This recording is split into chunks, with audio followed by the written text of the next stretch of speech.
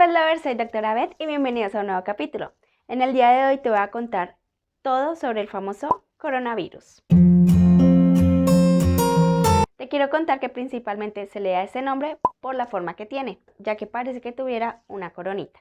Pero, ¿y a quiénes afecta?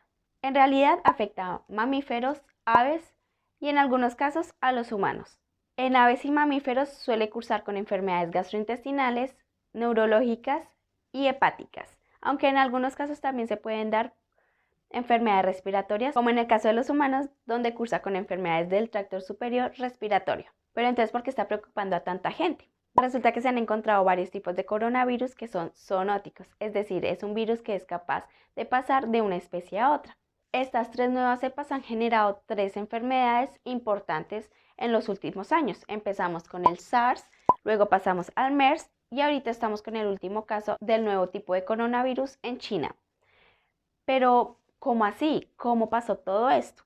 Ahí empezaron las investigaciones. Aquí abajo te voy a dejar un estudio donde empezaron a estudiar a más profundidad el coronavirus. Resulta que el coronavirus es un virus que tiene facilidad para mutar.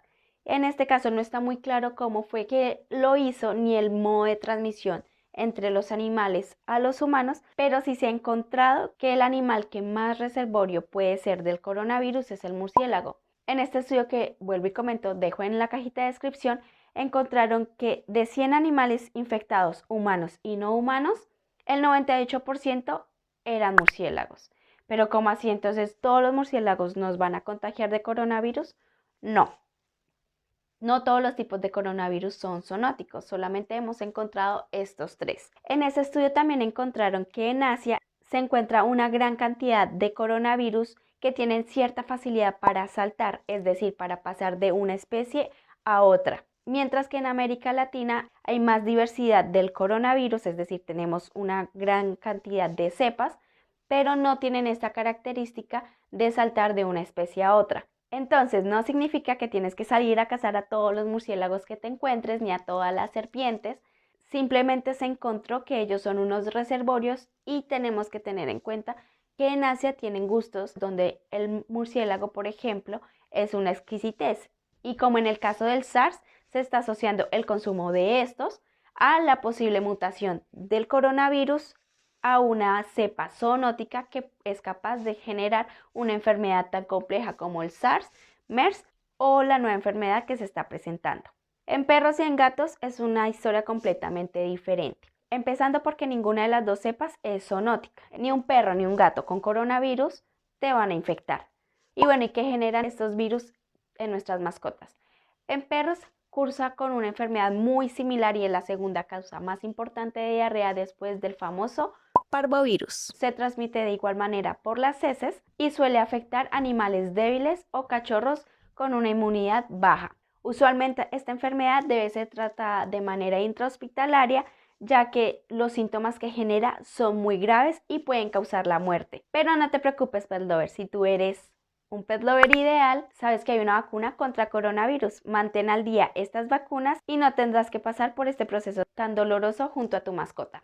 En el caso de los gatos tenemos el coronavirus, tenemos dos tipos. El coronavirus felino entérico que cursa con enfermedades gastroentéricas, también diarrea, y tenemos el tipo 2, que en realidad es una mutación del tipo 1, es decir, ha cambiado sus características y en esta ocasión genera la famosa peritonitis infecciosa felina, que es una enfermedad crónica que hasta el momento no tiene cura. Al igual que el coronavirus canino también se transmite por heces y también existe una vacuna, aunque en este caso nosotros los veterinarios no solemos recomendarla ni tenerla muy en cuenta, ya que su eficacia todavía está en duda. Entonces, ¿cómo la prevenes? Muy fácil, pet lover. Lo que tienes que hacer es evitar el contagio. ¿Cómo lo haces? Si tienes más de un gatito en tu casa, lo que debes hacer es cambiar constantemente las areneras, por lo menos una vez al día, y sobre todo debes mantener más de una de ellas en casa. El riesgo aumenta cuando tu gatito proviene de algún albergue, es rescatado y ha convivido con muchos gatos. Ante el menor síntoma como vómitos, diarreas o algo parecido, no dudes en llevarlo al veterinario.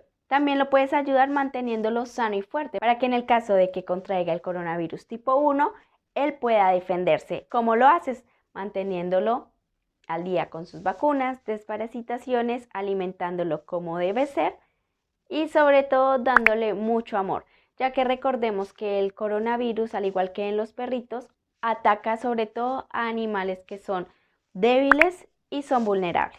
Y bueno, pet lovers, espero que les haya gustado muchísimo. Si es así, déjenmelo saber poniendo un like. Déjenme saber aquí en los comentarios, aquí abajito, si quieren saber más sobre lo que es el coronavirus canino y la parvovirosis y el tema de la peritonitis infecciosa felina. No olviden suscribirse al canal y activar campanita de notificaciones para que YouTube te avise cuando subimos video. Recuerda que es una vez a la semana. Hasta la próxima. Bye.